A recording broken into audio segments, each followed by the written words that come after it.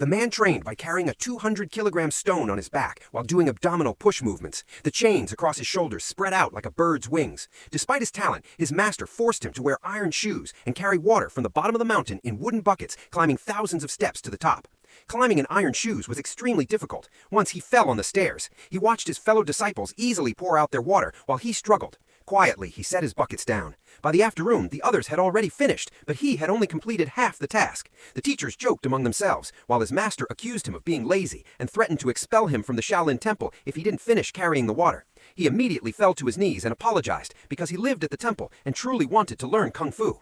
He continued carrying water until he finally finished. The skin on his shoulders was crushed and bruised, and his legs felt so heavy it was as if he could no longer take a single step.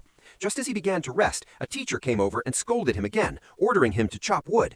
He had lived in the Shaolin temple for 2 years, yet he had not learned a single martial arts technique. Frustrated, he began venting his anger on the wood he was chopping.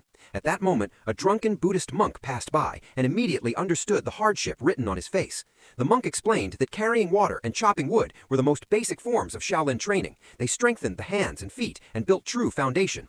Hearing this, the young man finally understood. He dropped to his knees before the monk and begged to become his student. The drunken monk replied that he did not truly know martial arts. He was simply a drunken monk. However, his core abilities were extraordinary, and many people were fascinated by his unique drunken-style kung fu techniques.